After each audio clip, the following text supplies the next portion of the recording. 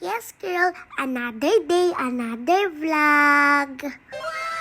So nagutom po kami, kaya po pumunta po kami sa Street Food Avenue. Sobrang dami pong street foods dito, mga ka-Yes Girl.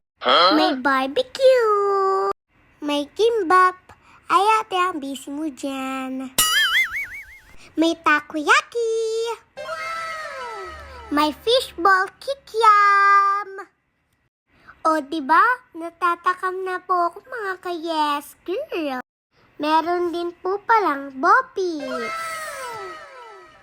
Pero po, ang una po namin pinuntahan ni Daddy ay bibingka at puto bongbong. Lapit na po talaga yung Pasko. Amoy bibingka na po eh. More street foods pa po dito sa kabilang side. Hi kuya, kamusta naman po yung milk tea at coffee? Dito po, fishball ulit. Meron din pong takoyaki ulit.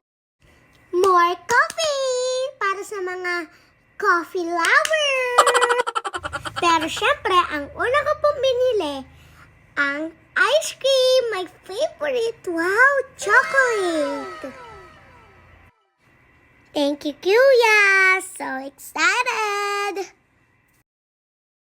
Tapos po, bumili muna po kami ng bituka at leeg ng manok. Tsaka po, bumili muna din po kami ng hotdog, my favorite. Yun lang po mga ka-Yes Girl, kakain muna po kami. Thank you for watching. Mwah! Yes Girl, bring it on girl.